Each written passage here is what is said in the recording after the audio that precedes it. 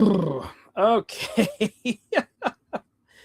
So we're back after all that. Hopefully, let's make sure that the audio is coming through all fine and good.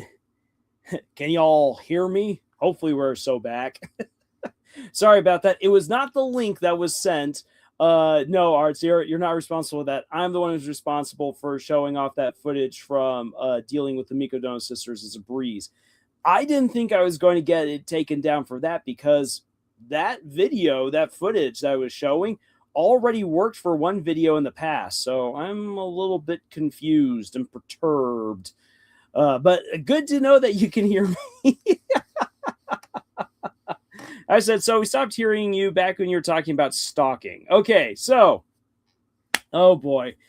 For those of you who happen to come across this live stream after the fact or right now, what was going on is after having had the chance to talk about Knights of Guinevere and the fact that it's been greenlit, officially greenlit, talking a little bit about what the story might portend going forwards, some hopes and fears about Dana Terrace's storytelling, and then getting into Valentine's and reading some funny and a little bit of saucy poems, and then Art sharing a fantastic poem which they wrote, and you should absolutely go check it out. I am going to put the link here into the chat for everyone, so that way you can read it and enjoy it on your own. I then began to share a story of how me being in Camille's harem is actually not the first harem I've been in. I have been my very own harem protagonist, dense and dumb. In part because I did not realize all the different feelings that all these other girls had. And really, it wasn't actually a thing of how all these girls liked me. I just happened to end up in this friend group with all of these cool gals, and was enjoying my time with them. But then, but the moment that it got pointed out, oh wait a second, we're Lars's harem, it all just started coming apart. Once people knew kind of the dynamic that they were in, the knives came out. It was not kind. It was brutal. There was drama, and that friend group absolutely broke apart. Though maybe for the better in the end, because one of the girls that was in the group actually was a stalker. And not just your stereo. I mean, is there really a stereotypical stalker? Maybe, maybe not. But I found out all these things after the fact about how she tried to sabotage anyone who might have shown any interest in me, as well as she made very uncomfortable adult art of anthropomorphic platypus people. And so, oh boy. That whole situation ended really badly and really weirdly. Oh boy, it would be a real downer to go into some of the stuff that happened around that time. So won't exactly do it. Art says, "Oh, good old Deltarune footage." Yeah, I won't get flagged for this stuff apparently.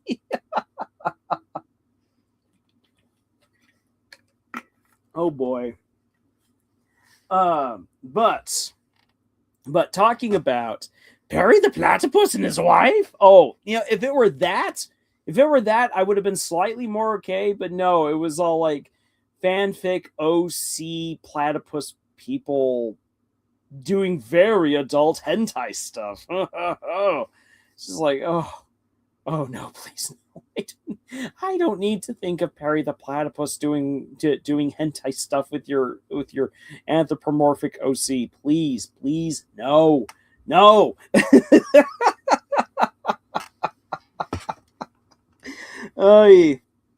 Since we're on the topic though of bad relationships and stuff, would you guys like to hear the absolute worst date that I have ever been on? And I'm going to say this.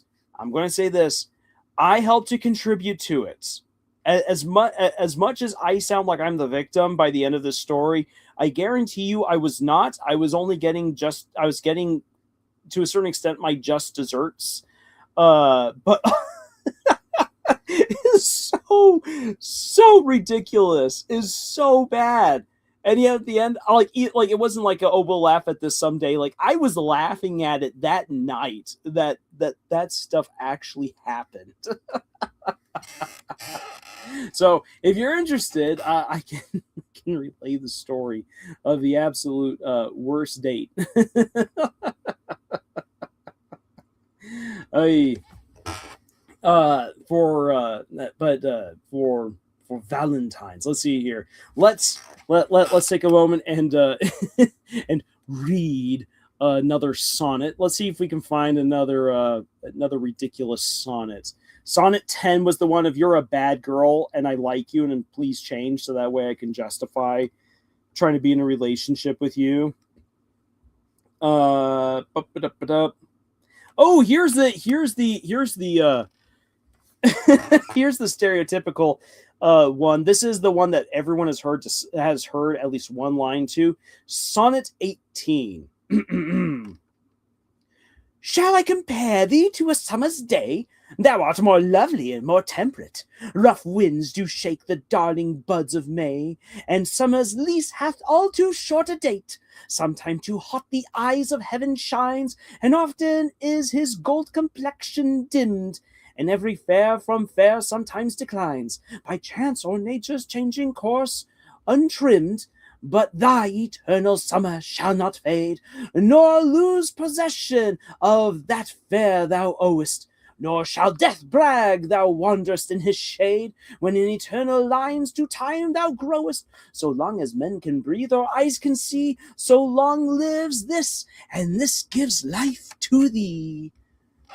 There you go. There's the famous classic Sonnet 18.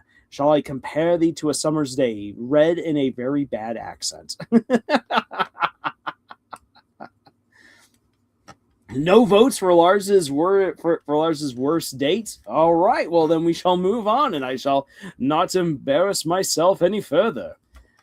Okay, so I had been hoping that I could bring up the footage from the Mikodona sisters and also for Frieren, because I want to talk about like some really good writing of dating, because it's honestly something that you don't see a whole lot of in stories. Like, and it's nice to be able to actually point to two anime that do it well, because these days, like there's anime's gotten a little bit more bold with showing dates and stuff, like characters actually going out, but it's just always so stereotypical. It's always so cliche of what must the characters do, what must happen on the date, and that's one of the things I think is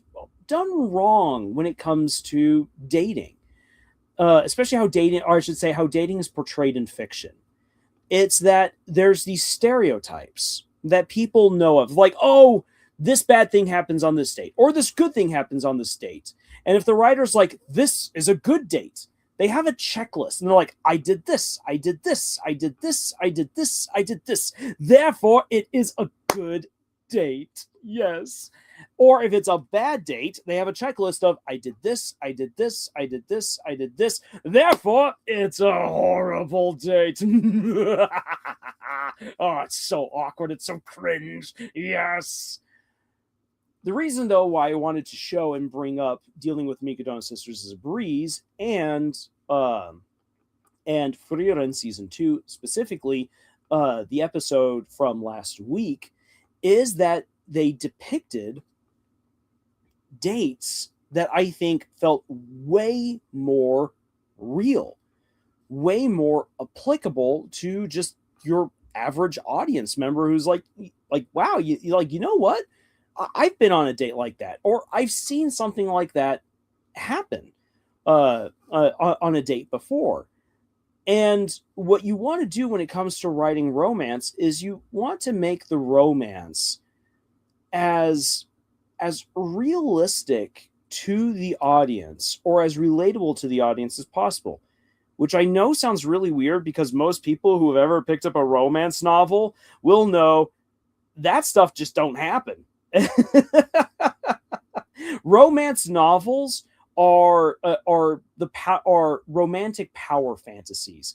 They are ridiculous. That stuff almost never happens, and if it does, it's actually usually pretty bad.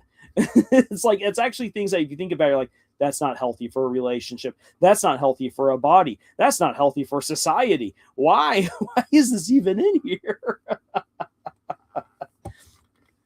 So, putting romance novels to the side because they are their own thing. When you're thinking about putting a romance into almost any other kind of fiction, again, you want it to feel realistic or relatable, best of both, to your audience. And it doesn't matter how fantastical the setting is, you can still make the idea of a romantic date feel realistic or relatable depending on how you write the experiences that your characters go through while on that date. And that being said, let me quickly let my fat cat out because she's beginning to get aggressive, wanting to leave the office. All right, aggressive fat cat has been released into the world, or into the other part of the house. Now then, so starting off with the most recent episode of Frieren Beyond Journey's End, already did a video about it, definitely should check it out. But to belabor the point a little bit more here on this live stream, let me take a quick drink. What that episode did so well in terms of dates is that it showed how both characters from Fan to Stock were how they were dealing with the nerves and the confusion of going up to a date. That it's not that characters wig out, or it's not that people wig out. If a person wigs out before a date, there's something mentally unstable about them that they need to have checked on out. That's not how normal people act. Even awkward people don't act quite like that. Not usually. They might feel like they're freaking out on the inside, but how they show it on the outside comes through with how stiff they are, or with how they become suddenly so focused on one dumb thing, or they become really obsessed with how they might appear to the other person. For instance, with Stock is all like, I need to know what Fan likes. And he's all about the plan. We're going to do this. We're going to do this. We're going to do this. We're going to do this. And by doing all of these things, it will be a fantastic date.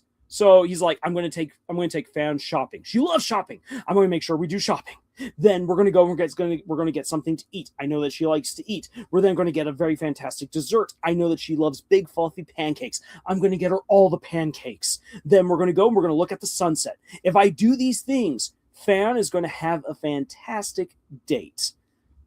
Stock does all of those things. And those are all things that Fan likes. But Fan was expecting on the date to spend quality time with Stock. She wasn't interested in hitting all of the great spots. She was interested in spending time with him because she likes him. And what do you do when you like someone? You want to talk about things that you personally like in hope of finding out that this other person likes the same things that you like. Maybe you might get a little bit physical. That might be nice. A date isn't just do this, and it's going to turn out all right. So many times when dates are shown in fiction, again, it's this checklist. Go here, do this thing. Go there, do that thing. Once you've done these things, romance begins, no matter how awkward everything else is. And what Frieren shows is that hitting all of those markers did not lead to Fan enjoying her date at all. It's only at the very end of the date when she and Stock start having a real honest conversation. And he's all like, you weren't having a good time, were you? And she's like, she's like, I wanted this date. And because of that, I'm happy. But this date did not turn out the way that I wanted to. And that has me not feeling all too happy. And the moment that they start honestly talking with each other, you can see how Stark loosens up. He stops being so stiff. Found starts being way more open and honest than she usually is. And then they sit back and they start actually having a good time. Then they start sharing things with each other. And they can finally, at the very end of the date, have a happy moment. And so Found at the end of the date, it's like, it might have not been the date that I wanted, but at least I got a moment with him that I did want. And that made me very happy. And that's incredibly realistic. Fan didn't like the dates because she went and got pancakes. She didn't like the dates because they went shopping. She didn't like the date because of the beautiful scenery. She liked the date because of her time with Stark. And that is something that too much fiction does not actually understand. They just think that doing stuff equals quality time. But quantity of doing stuff does not equal quality time. Isa says, when I asked out my crush, it felt casual. She agreed, we got lunch, but after asking her out, I took a moment to have a mini heart attack and everything was better. It's the benefit of asking out a friend. You know each other and you have to be open. The change of your relationship status does not mean you have to act like different people. Amen. And I'm glad that you're able to ask out your crush. I'm glad that things are moving forward there for you. That's fantastic. I love it. And happy early Valentine's Day to you. To you both. And like what you said right there, like it's the benefit of asking out a friend, like people who get to actually know the person that they're interested in before, like, yes, I'm going to romantically pursue you, leads normally to an understanding that allows you to actually have that good quality time. That's one of the things I pointed out again in the reviews of the episodes for this newest season of Frieren, is that Stark should have been talking earlier to Fan about what she wanted to do on the date. Had he done that, they probably would have had a far, far more enjoyable time together because they would both know what they were wanting out of the date. It's totally fine to let someone know, hey, like when we go on this date, like these are the things I want to do, and I'm hoping that we can have a fantastic time. I can get to know you better, and we'll see where we go from there. Or it's all like, hey, I really like you. Like I'm hoping that on this date we have some time to talk with each other, and figure out each other's feelings. Like as embarrassing as it sounds to talk about that stuff, it's good to have that open communication, because if the other person isn't willing to be open, isn't willing to honestly communicate with you, there's no way that relationship can actually go anywhere. That's just the honest truth. ISO says, crap, I can't celebrate Singles Awareness Day. Well, don't worry, ISO. I can celebrate it enough for you. I've got all the single status. All right. But so that's something that I feel like fiction can do a whole lot better of showing how a date might not turn out the way that you would hope, but that it can still be a good date because of communication, not because of necessarily what you do. You'll see this a lot again, especially with anime, where like it's a common trope actually for the date to not totally work out, but by the end, the other person's like I know it wasn't exactly what you like what we wanted, but oh my gosh, you were so eager for it. I saw all the attention to detail that you put in, and you know what? It was just fun to do all those things with you. I know that your heart's in the right place, and I love you. Aww. No one actually thinks that way. That is not how dates turn out. I have had dates where I have done incredible things with the person I took out, where we went on like a fantastic adventure and it was awesome. We did all these things, and none of those things led to us suddenly being all like all googly eyed, like, I want to kiss you now. It's all so great. I like you. You like me back? Oh, so fantastic. The things never led to that. It was the communication, the direct connection that we might have had with each other that led to anything else as far as romance goes. It's not the stuff you do, it's the time you spend. And that's what makes a good romance feel way more relatable. That's the powerful message of the latest episode of Frieren that I really, really enjoy. And again, I wish that we would see more of that in fiction. That good, strong quality time. Now, the footage that got the previous stream brought down, which was dealing with Mikado and Sisters as a Breeze, I really, really wanted to revisit the date between you and Kazuki, because it is such a good depiction of a date where, again, things don't turn out all too well. Like, it feels very cliche anime of we're going to do all these things and oh no, things didn't turn out the way that we wanted. Oh my. One of the things that I liked about the setup for that particular date is that as far as you is concerned, and this leads to some delicious miscommunication as the story progresses, is that you has no idea that Kazuki likes him. Now, Kazuki isn't asking him on a date because she likes him. That's just an extra added perk. She does it because she needs to act the role of a really flighty, airy heroine in this romantic play. But she is so typecasted because she's a much more masculine girl. She's always been typecasted as a guy in all of her plays. As a result, she does not know how to act girly on stage. Yes, she's a girl, but she doesn't act girly. She doesn't act airy. She's not flighty and frivolous. So how exactly do you do that? Well, it requires research. Good actors and actresses know how to do research, how to prepare themselves for their roles. And so they'll get into character by various means. I remember back in high school for the musical Working, I got to play the role of the perverted UPS man. Absolutely loved the role. It was one of the funnest things I've ever done.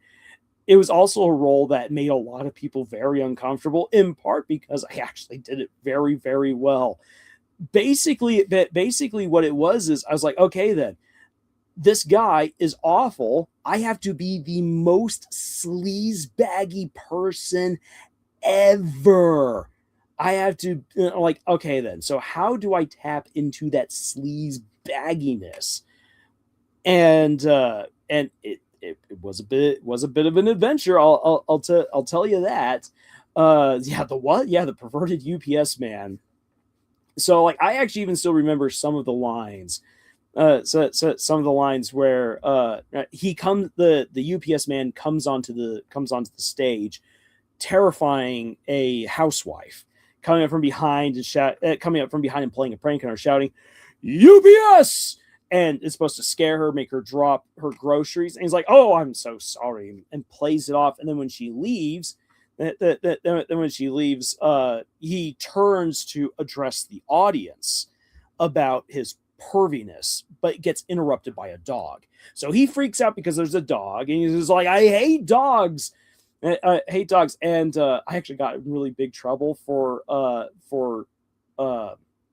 breaking the rule, breaking the commands that the director had given me for how I was supposed to act. I was supposed to stay in one spot, but I ended up moving around the stage, like miming how I would punt a dog that I hated, and then also like really getting into how my character spies on women who are and he particularly tries to find women who are sunbathing. So one of my lines halfway through my dialogue was that's what we UPS men like to talk about: dogs and women. A little honey really brightens your day. And when you see one of them sunbathing with the top strap undone, mm.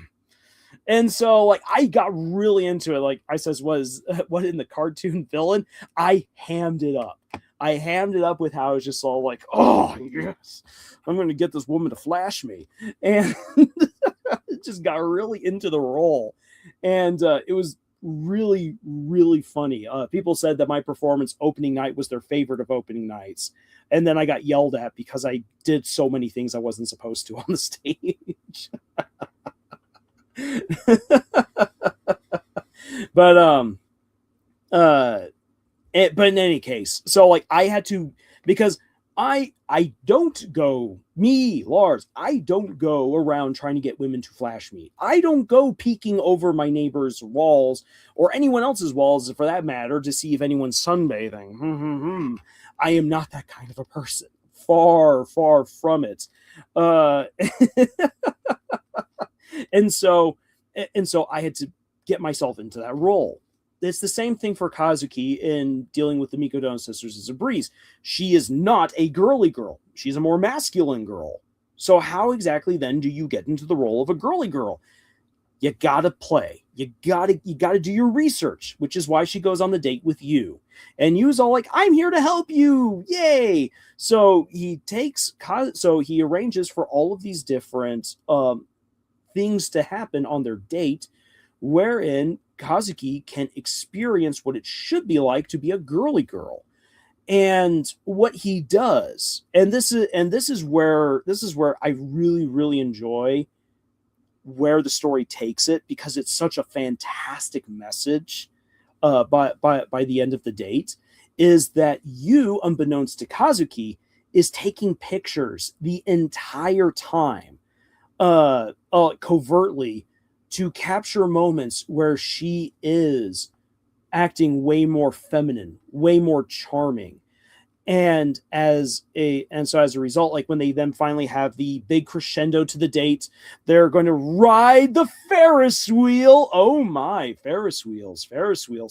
Stay tuned for a video about Ferris wheels tomorrow. So as they ride the Ferris wheel, and they're supposed to have the moment right up at the very top where it's like, okay, this is now the moment where we would lean in for a kiss and everything. Ooh, it's not going to happen because you isn't looking to actually date Kazuki. And Kazuki, again, even though she likes you, this is all part of her study for her performance. But she feels like she's absolutely blasted throughout the day because of how she has always ordered more masculine drinks throughout the day.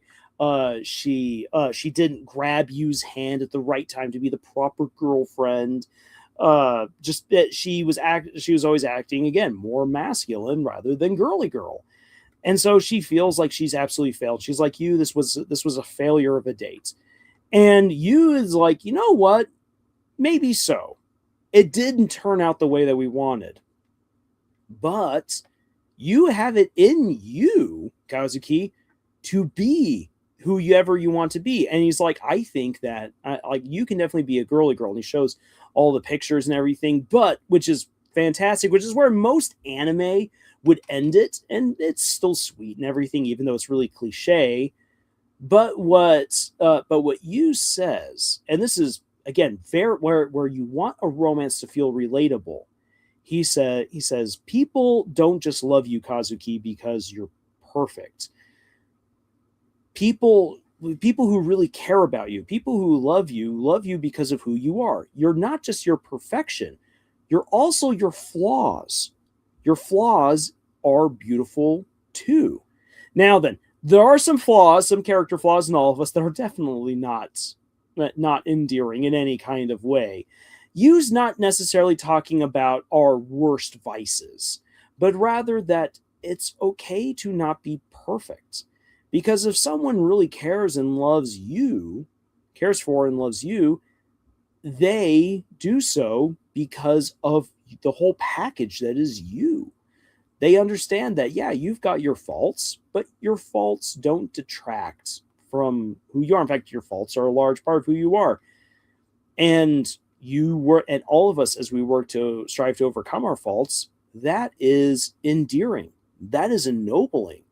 That's sexy.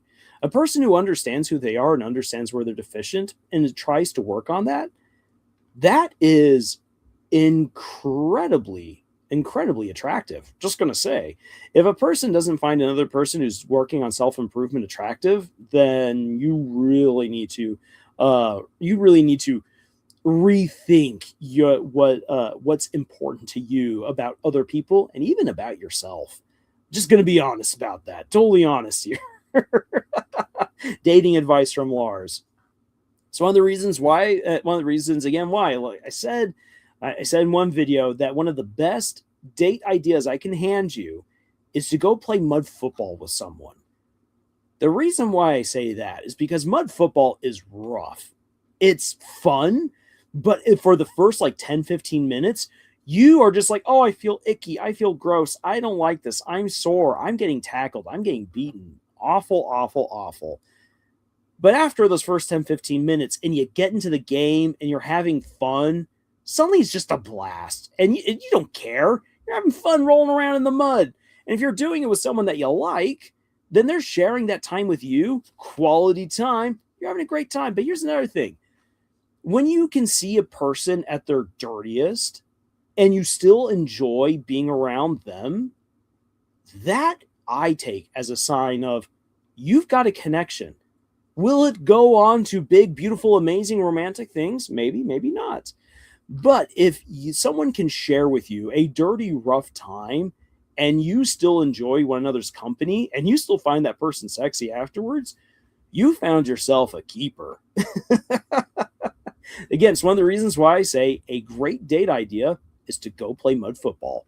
If a person is not willing to get into the mud with you and have a good time, they're really not going to be willing to spend the time with you when things get rough. And a good romance is one where you're able to spend time with people even when the going gets rough, because it's a partnership.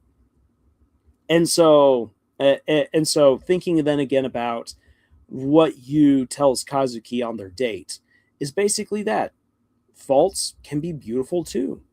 People love you. If they do love you, they love you for the whole package, not because of one or two things. And if that person does, then obviously they're not worth your time. And that is such an ennobling message for romance, for dating, that again, I really enjoy seeing that in fiction, because fiction these days is so how best to put it? Too much of romantic writing these days is basically wish fulfillments. That people want, they want the sexy fun times. They want to just jump already to the hot and heavy and just get these characters together as quickly as possible. Or if they're going to be like, no, we shall take our time, then the time getting there is absolutely ridiculous, because it's just sexual tension, and not really characters getting to know each other or discover why they should like each other and what that means and how they show their affection. What people really actually want to see in a good romance is where we get the why these characters fall in love and why they stay together. Why do they want to come together? How do they show that? What do they become as they get to know each other better? And that makes the romance far more engaging. And as it becomes more engaging, it becomes far more relatable. Even if it's in a completely strange and foreign environment, like a magical world like Frieren, or in far-off rom-com Japan, like dealing with the Mikodono sisters is a breeze. Or in the case of what you have going on right before our eyes with Deltarune. As fun as it would be to slip into another world with a dragon girl, it's just not going to happen, unfortunately. Believe me, I've tried.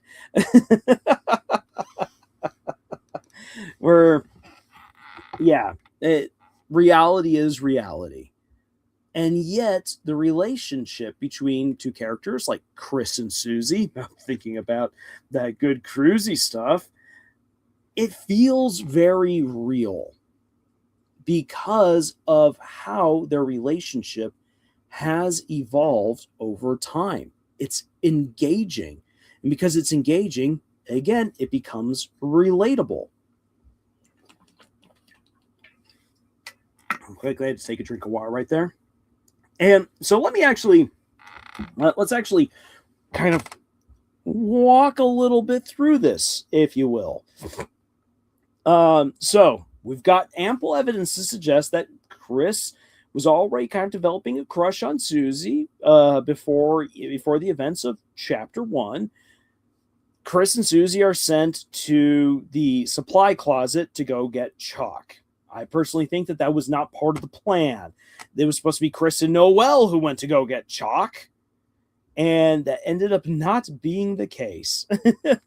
What do you mean, Lars? I slip into another world with a dragon girl all the time. I created the world. I created the girl. Writing is fun like that. Okay. So you got me there. Because when you rewrite, we go off to another world. I physically, though, cannot walk through my closet and enter into another world with a sexy dragon girl. It's just, unfortunately, that's not going to happen. The dragoness says sits is a lie. Much like the cake. But absolutely, absolutely. This ain't discount Narnia. I'll be honest, when I come across large closets and old closets, I look for doors in the back. I'm still hoping to wander into Narnia. I'm hoping it happens. And that's not even me exaggerating. Again, if I actually find like old closets or really large closets, I go looking for doors. I go looking for a portal. Any case, so Chris and Susie very clearly at the beginning of chapter 1 are bully and victim. They're antagonists to each other. Even if Chris does harbor a crush on Susie, they're antagonistic towards each other. Chris isn't necessarily going out of their way to be buddy, best supportive friend for Susie because of everything that they're going through, and Susie definitely is a bully and not a good person at the beginning of chapter 1. Even though, yeah, we now know more of her backstory, and it really is tragic, that doesn't excuse what she's become or how she acts, because it's still pretty bad.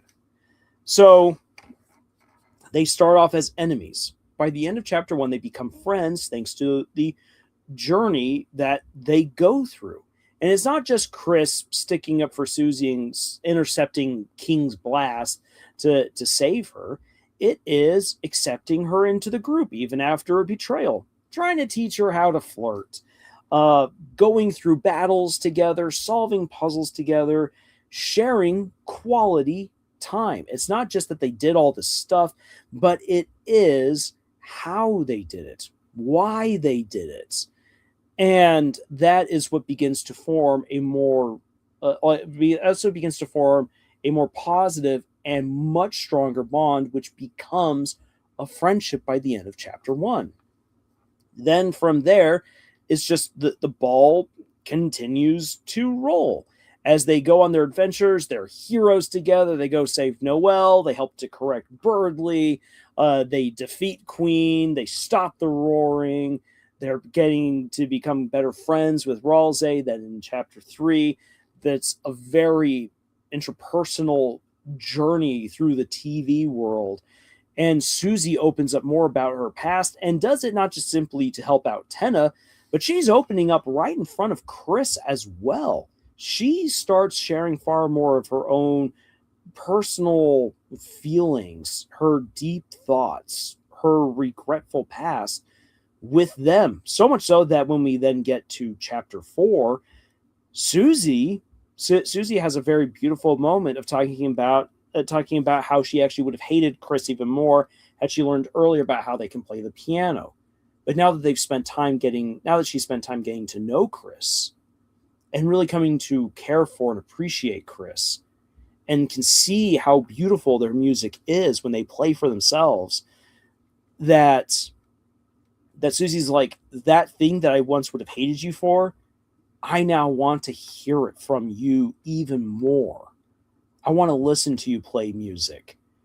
And so Susie is just, she's growing closer to Chris through these moments and these experiences, through opening up and being honest, sharing her thoughts, sharing her desires, sharing her past.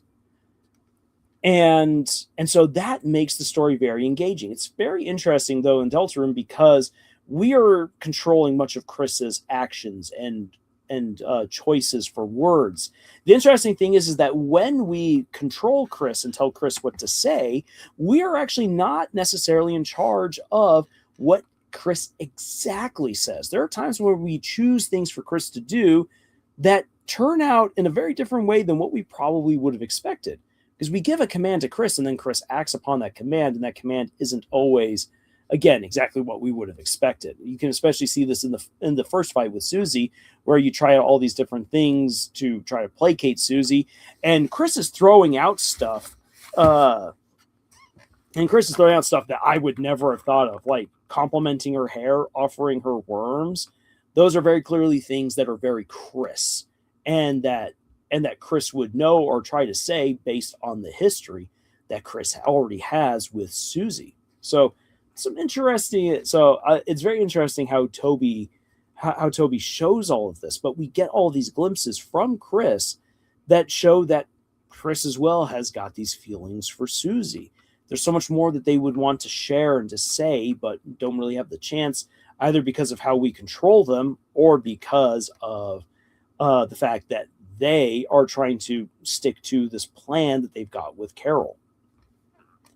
But even though this is so magical with this portal fantasy element, all of these adventures, blue human with a monster girl, and then Ralsei, a prince of the dark, which again, none of us will realistically experience this. This story still feels so engaging and relatable. And if you don't think it is, I'll just offer this on up. I think I've shared this story before, but I'll share it again. That in high school, my freshman year, there was this girl I really liked, and I tried asking her out, and that didn't fly with her. She didn't appreciate that one bit, because I mean I was the sweaty, greasy nerd kid. She was very athletic. I was not at the time, and so it's just it was a bad matchup. It wasn't going to happen. I also barely knew her, so me trying to ask her out was already just doomed to fail. And it led weirdly enough, it led to her becoming very antagonistic towards me. So much so that there was one point, like 2 years later, so we were then like juniors in high school, I believe, at the time that this happened. We just happened to cross each other in the hall. We were the only two people going anywhere. I think she was probably running an errand for a teacher. I was going to the bathroom. We just happened to cross paths, and she plastered herself against the wall and inched along the wall, literally, not just figuratively, but literally trying to get as far away from me as possible while being forced to walk in the same hallway. It was incredibly awkward and weird. And I was just all like, what is even up with you? That is just so weird. And then when during my senior year, I was a part of this mock beauty pageant called Mr. Mountain View. And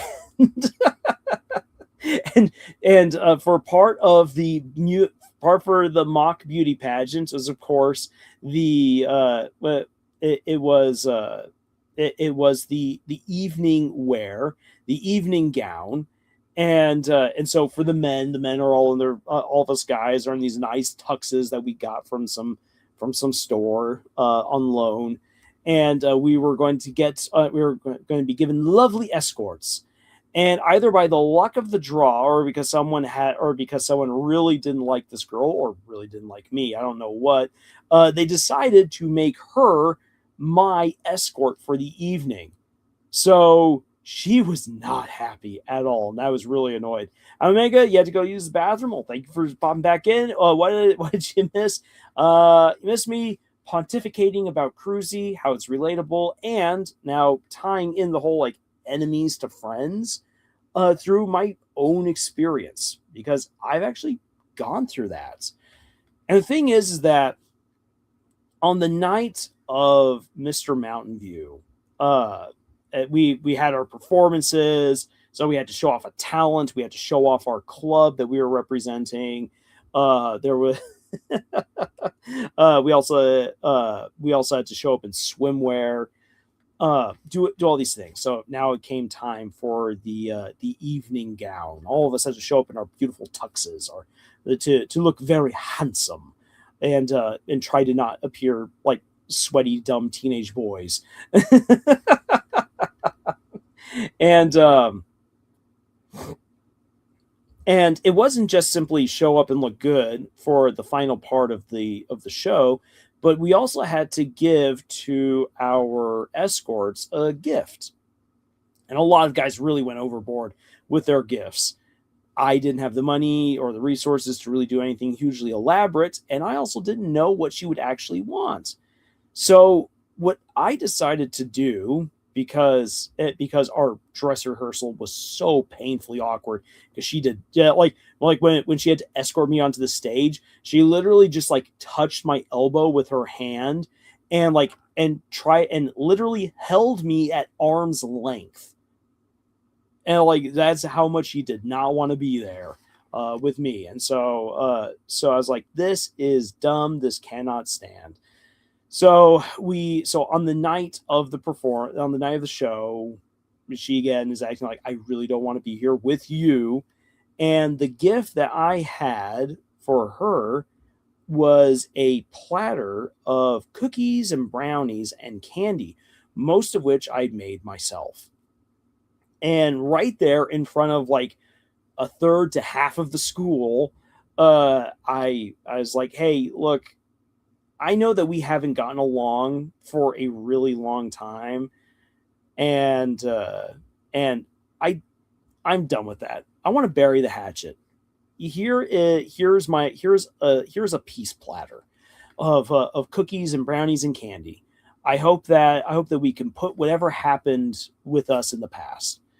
And so I did that right in front of the school again, between like anywhere between a third to half of the student body is there to watch this, and they're like, "Oh wow!" And I thought I had kind of embarrassed myself right there. I knew I was not going to get anywhere close to winning Mr. Mountain View, because I just didn't have a great marvelous gift like all the other guys had for their escorts.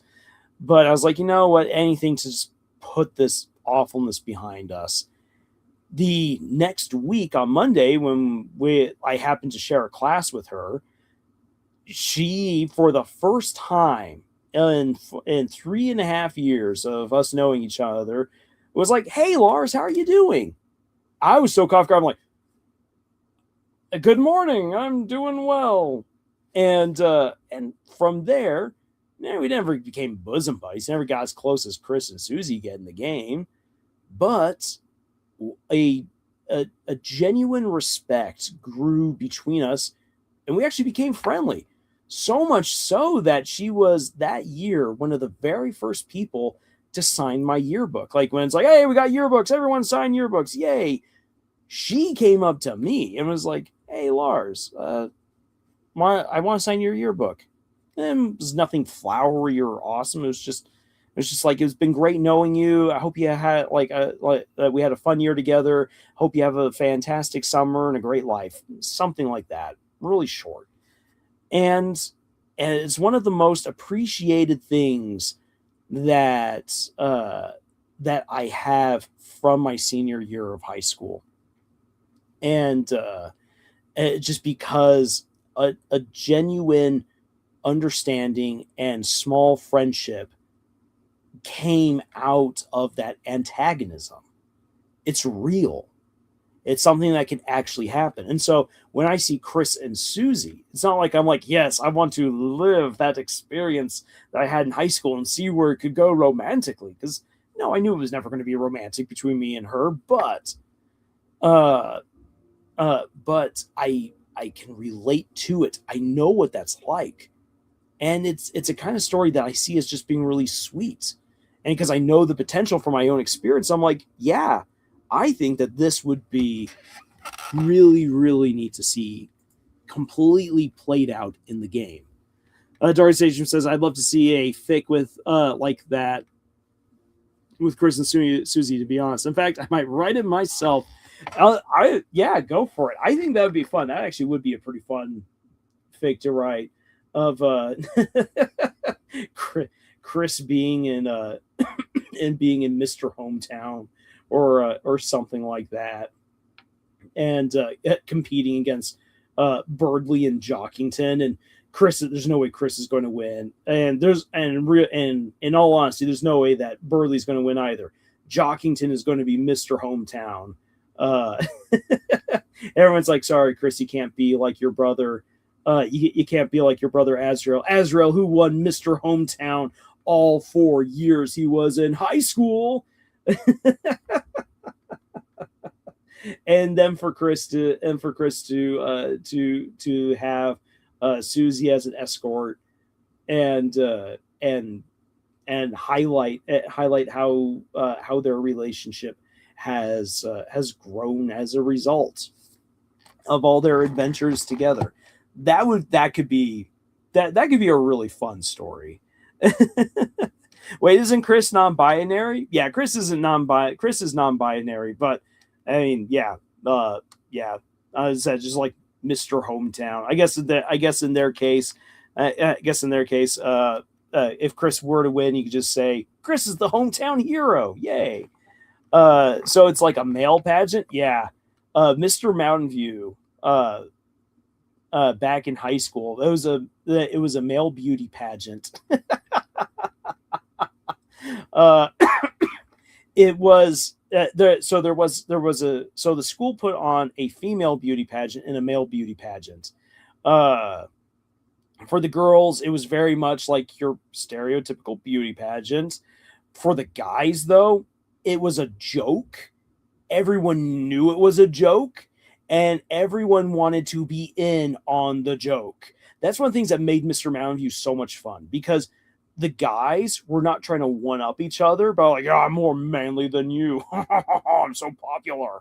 Not at all. Like, all the guys were all like, I am here to have maximum fun. I am here to do maximum stupid. Let's do this thing. So, so as a result, just everyone had a good time. Everyone did something silly. It was an absolute blast. So, like, for instance, if we were to think about like a hometown hero pageant for Deltarune, if you have like Chris, Birdley, and Jockington in this, you can have so much fun actually writing this. For instance, like they have to like represent a club at the very beginning. We know that Jockington is going to represent the track team, so Jockington's going to slither on out, either in running shorts or pretending to be a basketball bounced by caddy, uh, for sports. For sports, Birdley is going to be there for the library, and he's going to somehow dress up or present himself in a way that would be very nerd of him. And Then for Chris, Chris is going to represent the breakfast the breakfast club, as it were, or maybe Chris is going to represent the church choir.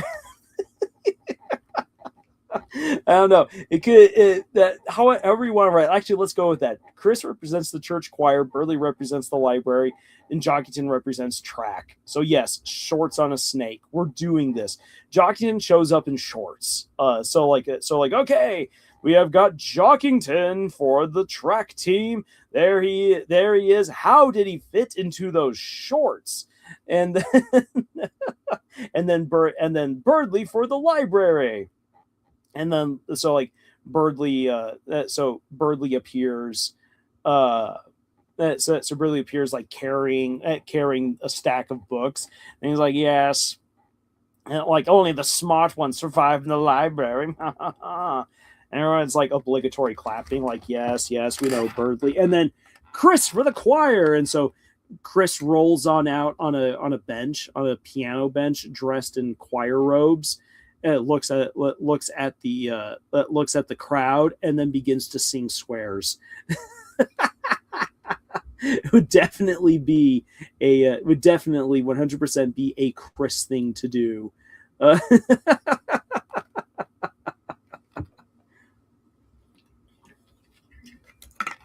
And then so we're going to continue. So if we continue on, with how the male beauty pageant at my high school went. So after you get introduced for your club, we would then do the swimwear. So if we're going to do swimwear, let's see here for Jockington. Jockington is absolutely going to be wearing a Speedo, a ball crushing Speedo, but Jockington's a snake, so it's going to look even more redonkulous on him. It's going to be absolutely fantastic. Birdley, what would be the swimwear that Birdley would have? I see Birdley coming on out in swim trunks with a snorkel.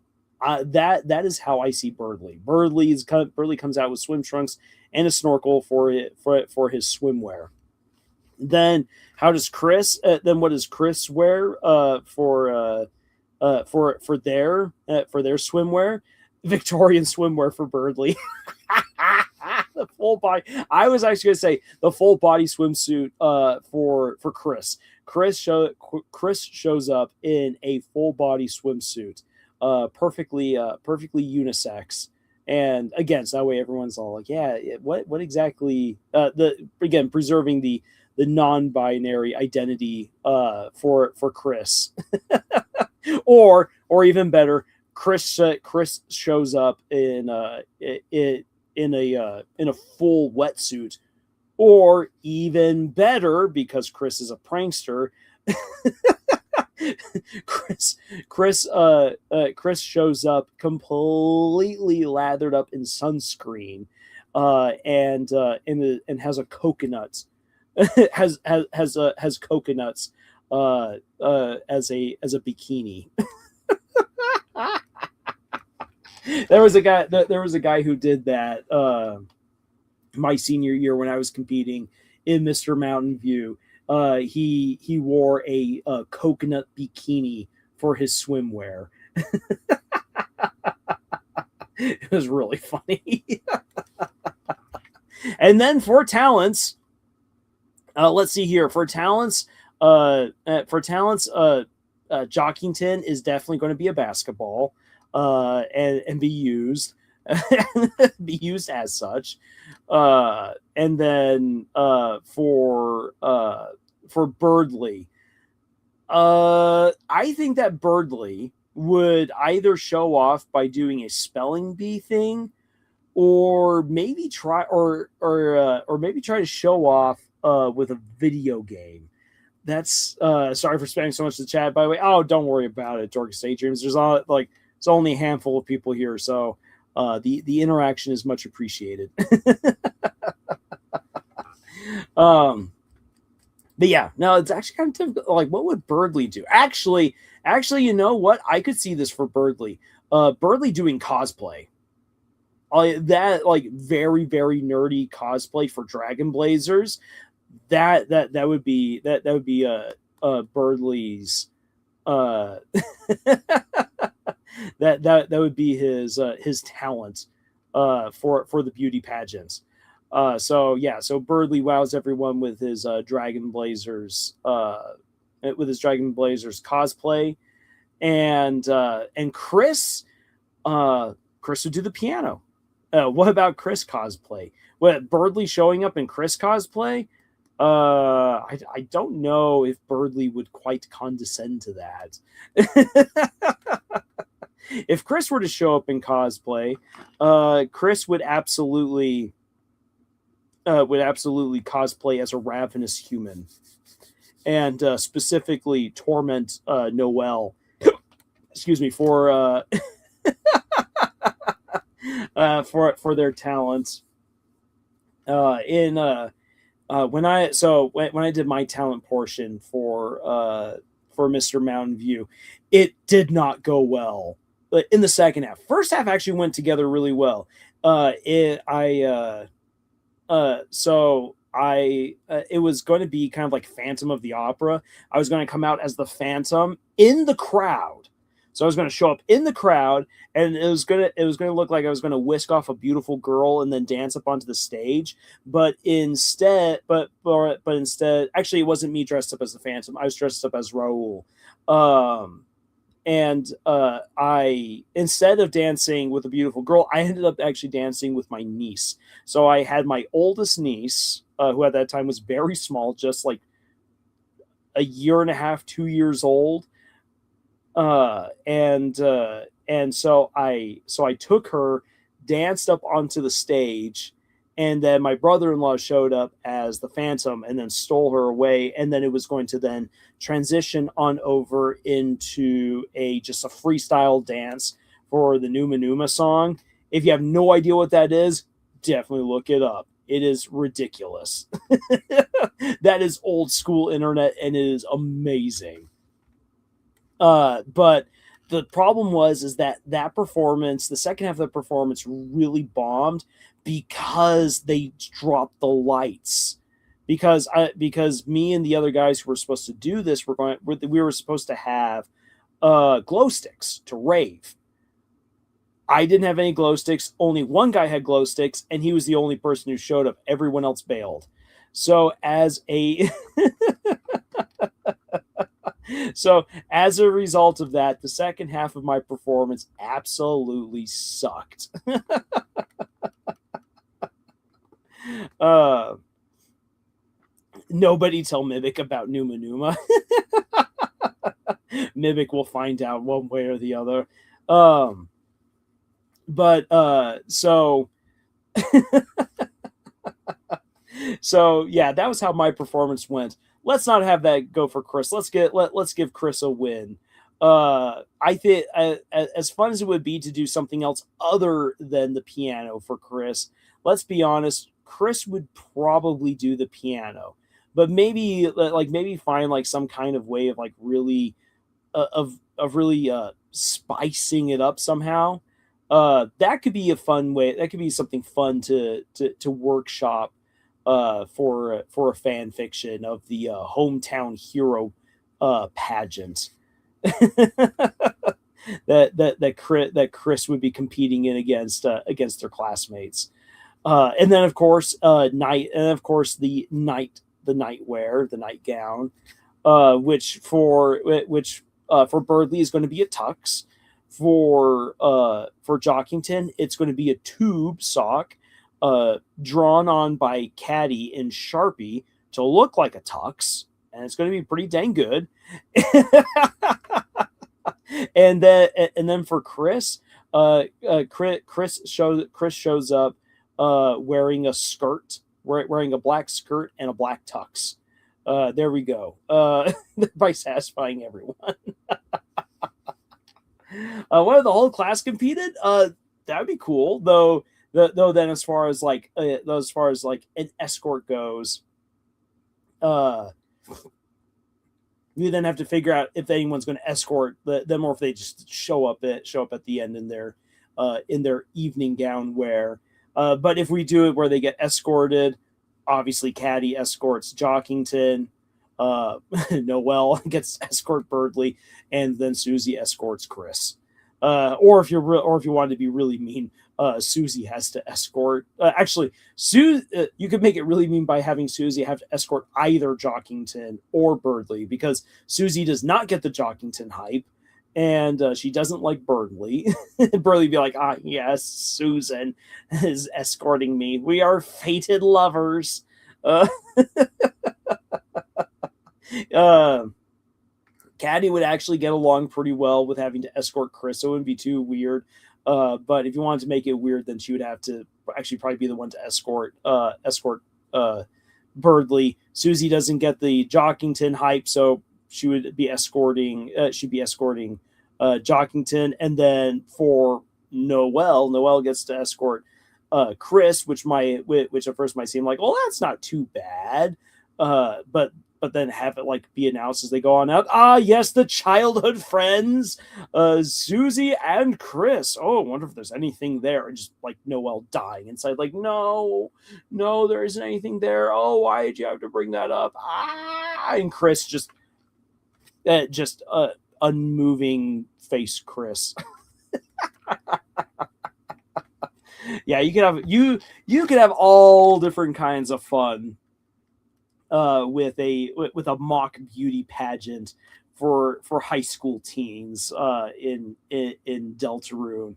That would be a really fun fanfic idea, actually. Let's see that happen, because again, I think that would be that just sounds like absolute fun. Chris would be more mortified on the inside. Oh yeah, no, Chris would be mortified on the inside. Oh boy. But all the Chris L shippers are like, yes, please give us more. feed me, Seymour. How would a Miss Hometown pageant go then? So let's see here. If we're just leaving out Snowy and Monster Kid from all of this, if you had a beauty pageant for the class, you have Temmie, Susie, Caddy, and Noelle. Temmie will win. Temmie will win this.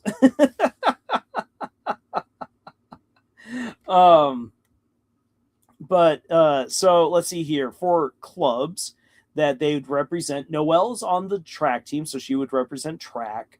Caddy would represent the Demonology Club, because that's just who she is. That club doesn't exist, but she will will it into existence, being forced to participate in this pageant. Temmie will represent. Temmie will just be the Temmie Club. Everyone loves the Thames Club, and then Susie. Susie. Oh man, what should Susie? What club should Susie represent? Susie would probably just be like I represent the fun gang, and everyone would be like, what the heck is that? It's a thing, you know. I would have had it called the blank gang, but no, someone had to choose otherwise. Wait, what club was Noelle? Track team, because Noelle's on the track team with Jockington. So she'd probably represent the track club, the track team, in a Miss Hometown beauty pageant. Then let's see here, because then swimwear comes after. Noelle would be in a very tasteful onesie. Caddy would probably be the one who wears the wetsuit, not wanting to show off anything, because that gives real Caddy vibes. Temmie Temmie would be the bold one who shows up with coconuts. Now then, for Susie, oh boy, I'd get so many people really angry at me for this one. If I were to put Susie into a bikini, yes, that absolutely happen, and everyone would get really angry at me for sexualizing her. But if not a bikini, and let's be honest, very likely, if we're going canon Susie, no way that Susie would actually wear a bikini to a beauty pageant. So to be more Susie, Susie would wear a barrel. Like, back in like old cartoons where it's like, oh, I'm naked, so then people wear a barrel. Susie would wear a barrel.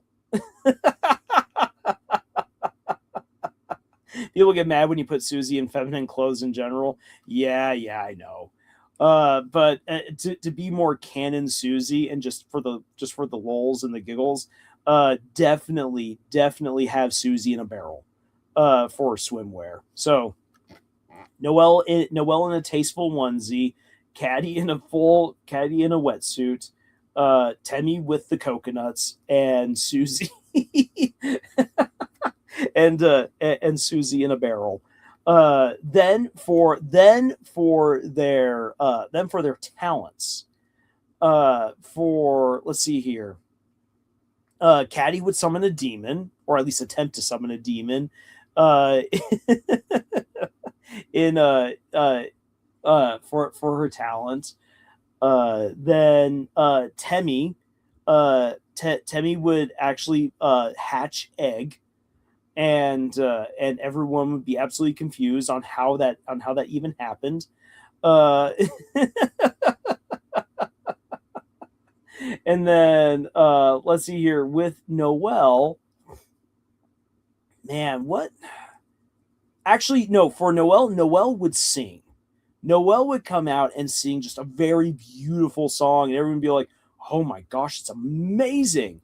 And then what Susie would do is Susie would have just a bunch of food out provided by Chris, and just be all like, "Okay, I'm going to snarf all of this in 5 seconds," and then Susie would just proceed to demolish whatever is on the table.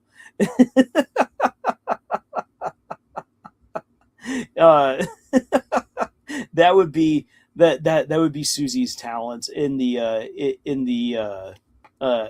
talent section of the Miss Hometown Beauty Pageant. You're not writing that as everyone else alive? I don't know what you're saying by the way. Is everyone else alive? I would presume so. And then for evening wear, because it's what's demanded. They'd all have their very nice dresses that they wear. And let's see here, who to escort them. Let's see here. Obviously, as a cruising shipper, I'd want to have. Everyone in chat is what I meant.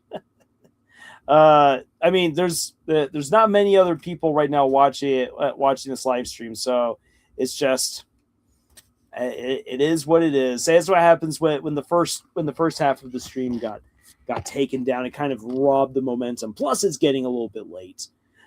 But let's see here. In any case, moving on. Let's see here who to escort whom. If we're going to make it again still painfully awkward, for Susie gets escorted by Monster Kid, because Susie would be all like, "You're supposed to hold on to my arm. How can you hold on to my arm when you don't even have arms?" For Noelle, Birdley, because it's just incredibly awkward for her. Chris would escort Temmie, because it's just delightfully weird, because it's like Temmie and Chris really have no connection as far as anything canonical that we know of. And then escorting Caddy would be Snowy, because their personalities, one who's trying to be funny and the other one who absolutely lacks any funny bone, put those two together and it's just like absolute opposites. Ooh, you're making dinner. Well, I hope you're having a delicious dinner later. Should think about some dessert for myself later. But yeah, I think as far as like making awkward matchups go, Monster Kid escorts Susie. Burley escorts Noelle. Snowy escorts Caddy, and Chris escorts Temmie. There you go. There's the awkward. There's the awkward escorts for the Miss the Miss Hometown Beauty Pageant. And like I said, Temmie wins because it's Temmie. Everyone's just so shocked that egg hatched, and so because of that, she just instantly wins. Though there was a good chance she was going to win anyway because Temmie is Temmie, with Noelle as a close second, and then it's a tie for the bottom between Caddy and Susie. What about the evening fits? Good point. Good point. Let's see here. If we're going to try to make it though formal but still kind of funny, uh, let's see here. Let's see here. So Noelle wears. So for Noelle wears kind of a little bit to her chagrin because it's a little bit silly and cliche and revealing. She is wearing she's wearing a dress that's supposed to be kind of reminiscent of an ice princess. So very glistening, very sparkly. It just emanates the feeling of cold, and so it's just like oh, I'm the ice girl. Oh yes, so on the nose. Thanks, mom. For Caddy, Caddy, Caddy would very, very clearly have had what was once a nice gown, but has taken scissors to it in order to just make it look more grunge and goth, with all of its cuts, and then just an inordinate amount of lace, obviously added on after the fact. Temmie, uh, I let's see here. What would be perfect? Let's see. Well, actually, what would be perfect for Temmie? I'm gonna say for Temmie, would be hmm. I'm just I'm just suddenly remembering something that was said back in high school. I swear I'm not making this up. There was a girl in my math class my senior year who was talking about her prom dress that she was getting, and she was all like, "So the slit goes down all the way to just above my butt because I'm not a slut." And what? And I remember seeing her dress later on the night. I'm like, "Girl, almost nothing is left to the imagination." I'm sorry, but what were you saying again? I would not put either Susie or Temmie into that particular dress. But For Temmie, I'd have Temmie wear basically that ridiculous prom outfit from Napoleon Dynamite. I like your sleeves. They're all poofy. Just like really poofy 80s dress. Dress wear. And then for Susie, then for Susie, what I actually think would look really good, and yes, this would make her look like a winner. The thing is that it absolutely clashes with her personality, which is why it'd kind of be funny. Um, would be to put Susie into a red uh, one piece dress, and I would not make it as like one with sleeves, but more of a tube. So obviously covers on up, goes up to about the neck, free at the shoulders and in the back, wraps around just behind the shoulder blades, and then flows nicely all the way down to her feet. Looks really, really nice. And Again, it's absolutely out of character for her. She would not feel comfortable in that thing. Uh,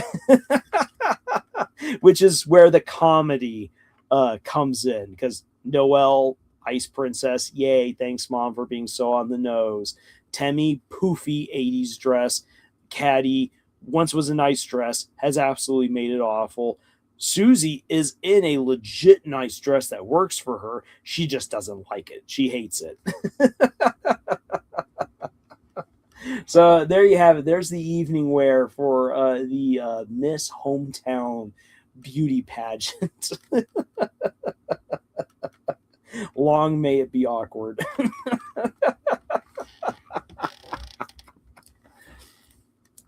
But yeah, so man, there you go, Dorcas Daydreams. We've got some details now for a potential fanfic that you could write. Uh, that it would be really really fun. I'm gonna make it reminds me of a scenario I came up where the medieval time skip from Saturday Night Live, but it's Temmie instead of Adam Driver. Oh my gosh, that sounds amazing! A Monster Kids the announcer. Yes, yes. Oh, that sounds great. I like that idea. I had to take a drink of water right there. That I really like that idea. I'm Omega. Write that down. Elaborate further. I want to read it. Let's see here. I mean, despite the break between streams, been going on now for almost 2.5 hours. Very very nice. Let me let me pick out another sonnet right here. Oh,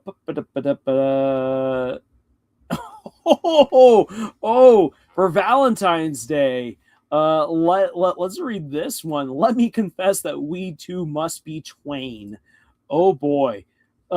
Here we go. Let's find a good accent.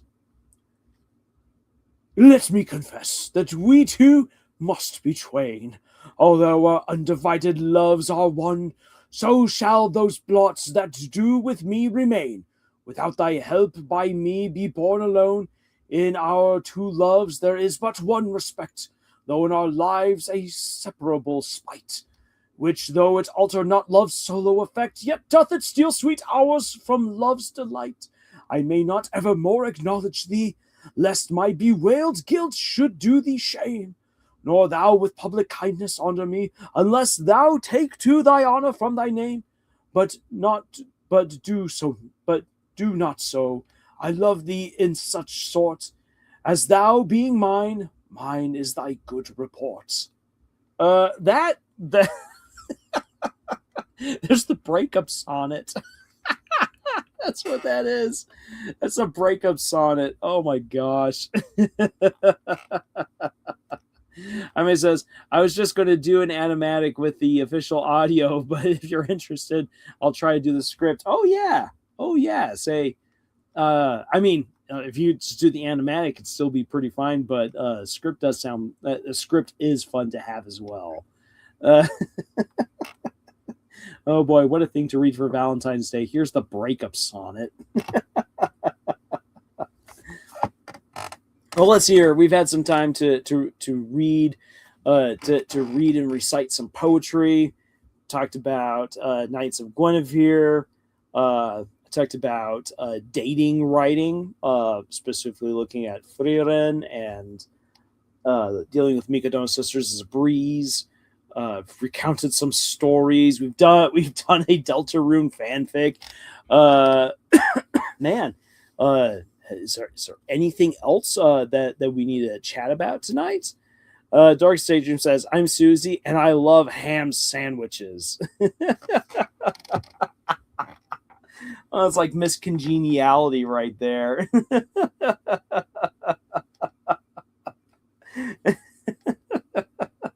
If you haven't seen Miss Congeniality, it's such a great movie. It's so good. And of course makes fun of beauty pageants.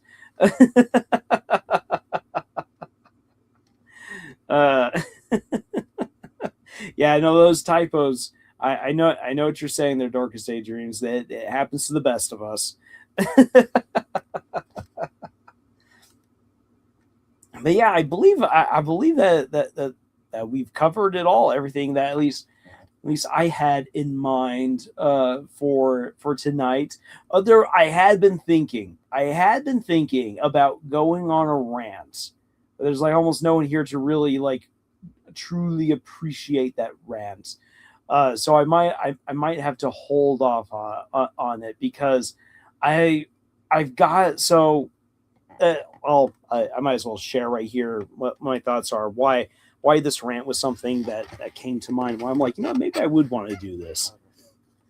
So thinking about the video that I did about like following still with the matchup of Glitch versus Disney, even though Glitch and Disney do not have an official rivalry, greenlighting Knights of Guinevere does kind of make them rivals. But whether or not it's ever a stated goal of either group that they're going to go after the other, the thing is that they do compete. Disney and Glitch compete for eyeballs. They compete for the money of their fans. And they compete for relevancy. So the reason why I bring that up and why there's a rant attached to that particular observation is because over 2 years ago, when I first did releasing the final page for the first issue of the No Evil Foundation game tomorrow. Ooh, that's cool. The thing is that over 2 years ago, when I first did an analysis of Glitch versus Disney going head to head, I had hoped at that time that I could capture the attention of some other YouTubers, because at the time, like, murder drones was the big thing before the Amazing Digital Circus. Amazing Digital Circus only showed up and began changing everything. And I was like, this is big. And on top of that, murder drones is careening towards its conclusion. It needs, honestly, more love and attention than it's been getting. And the real reason for that is because all of these things that these other YouTubers were complaining about when it came to Hollywood, Glitch has been the answer. And I was like, you know what? We need to bring attention to these people that are doing very well. Now, a lot of these YouTubers, they speak the language of money. They're all like, money is the most concrete way of showing that something is successful. Money talks. Money's got a lot to say.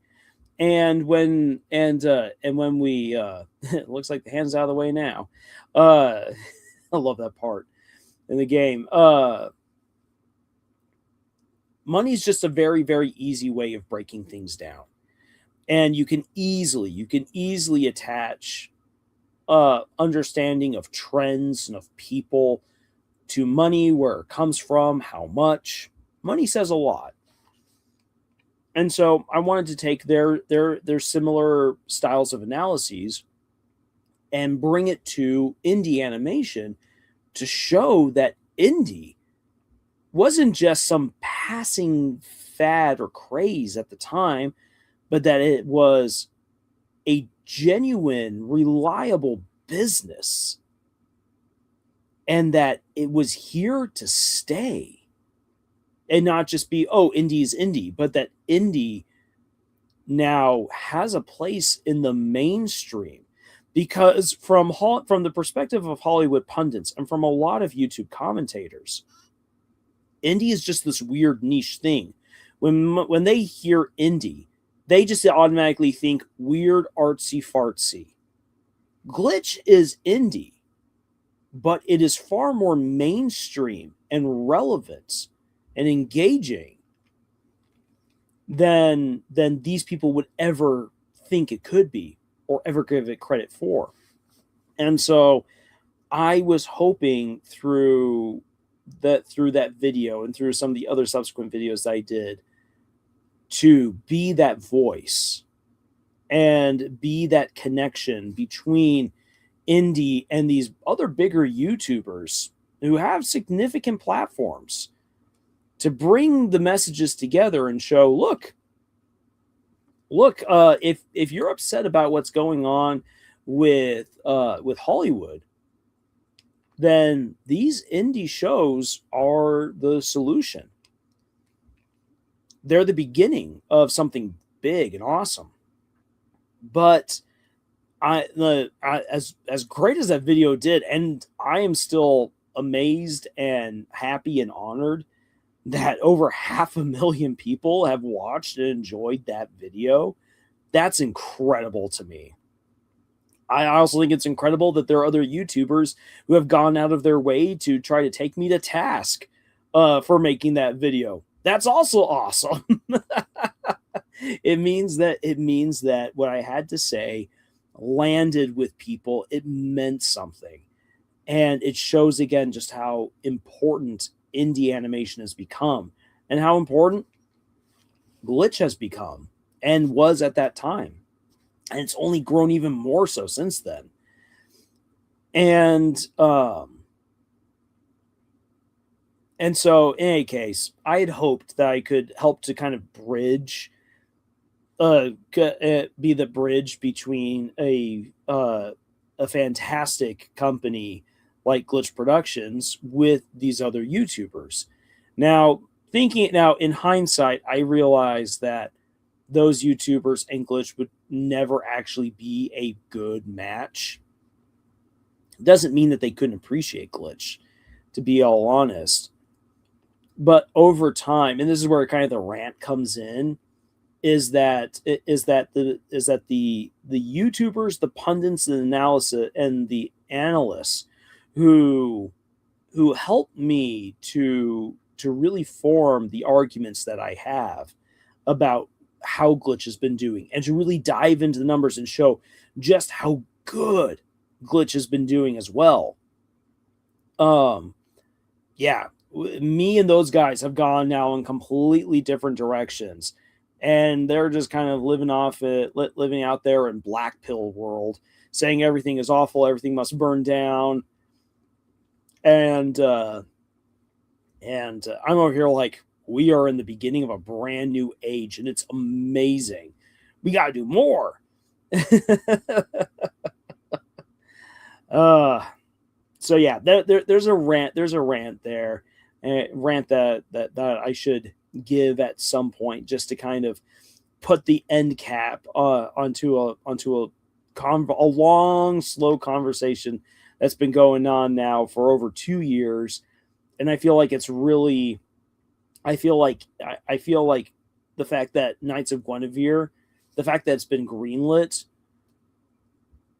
really is kind of an important period in that greater conversation of just like, boom, so many of your arguments are really no longer valid. So sorry guys, your methods are actually really good. But you're using your methods to try to seek out a conclusion that benefits your worldview, rather than appreciating the incredible talent and skill in what we're seeing with indie creators right now. So, it says, releasing the final page for the first issue of No Evil Foundation game tomorrow. It's just the prologue to the main story, so the main thrust is yet to be unveiled. Very, very interesting. So I'm about halfway through No Evil. Still haven't yet finished it, and I do apologize. I'm able to watch it. I'm able to watch it in bursts. But I'm still making my way through it, and I will say this, Omega, I do appreciate the show a whole lot more on the rewatch, like the episodes I'd already seen beforehand. Watching them again, I really do now get a whole lot better who these characters are, what's going on, and it's way more engaging on the second watch. And it's incredible to me how long this story's been going on, and it's still going. So good. So good on everyone involved. All right. I think that's enough waffling from me tonight. Yeah, I mean, even with the break, even with the unfortunate break between streams, uh, yeah, just a little over 2.5 hours. I say that's pretty dang good for the night, um, and for a Thursday evening, no less. So next week we should be returning to our usual broadcast schedule of a live stream on a Friday evening, with a hopefully with a much proper lesson. And if ISO is still listening, I have not forgotten the request to do a proper writing video lesson on dealing with subplots. That is something that I've been thinking a lot about this week, and I hope to start really working on that and have that out as soon as possible. Because yeah, dealing with subplots is its own little challenge. So hope to be able to do that. I'll have my special Friday the 13th theory video coming out tomorrow. And I hope to also have a special video out for Valentine's Day. Then after that, we will have some other romance-related videos before the month of February is done. And I cannot believe I am giving myself this much stuff to do. Oh my gosh, I am an idiot.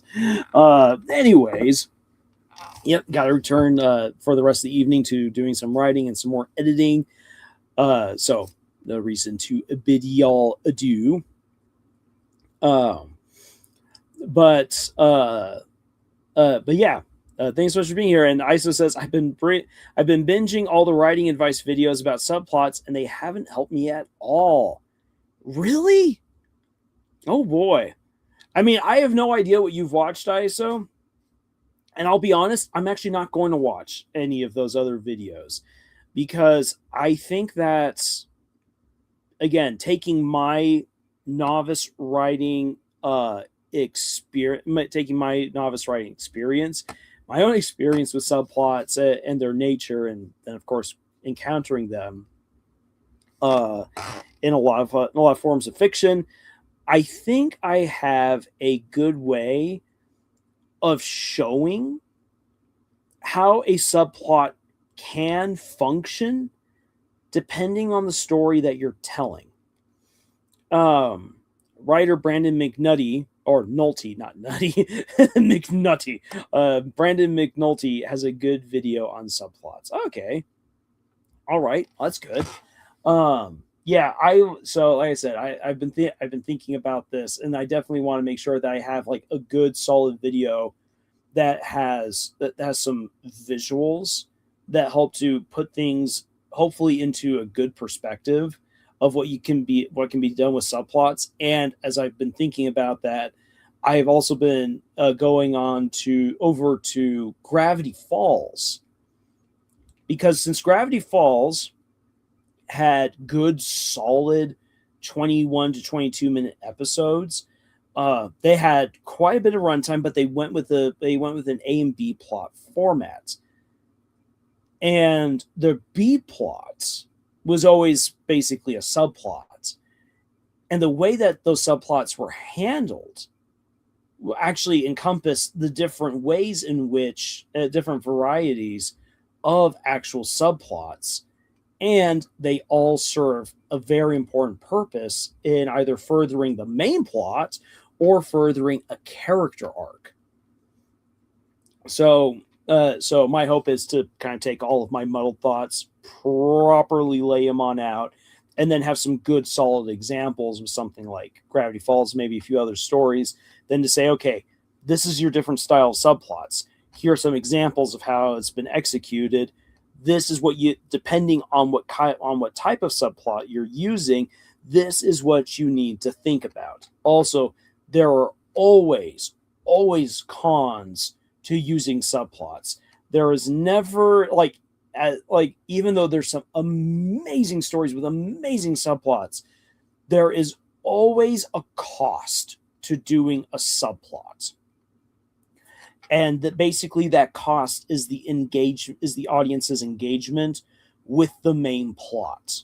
So that is something to kind of think about when you're writing subplots, is how much time should I spend on this, so that way it does not derail the flow of the main plot.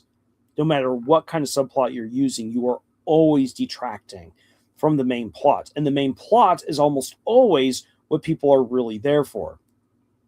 It does happen, but it doesn't happen quite as often. Where it's not as often as some detractors would say.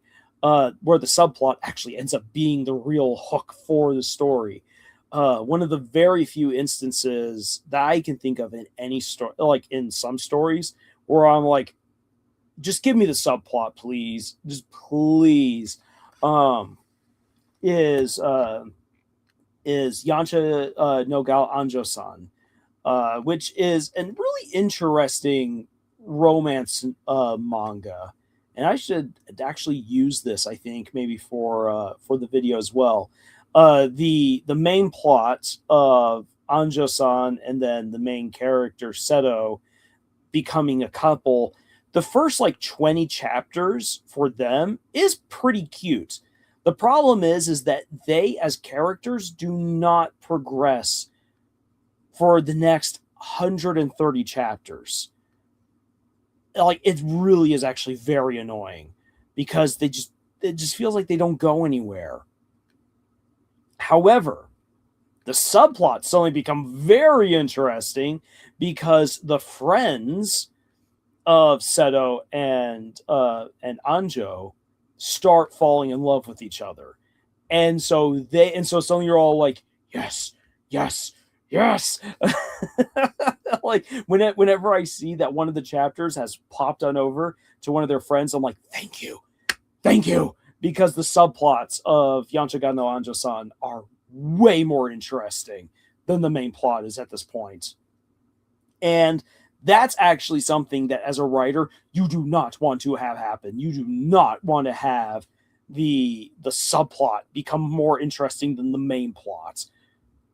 Oh, that's a bad thing, because that means that you've written the stories, usually the main characters, really, really blandly.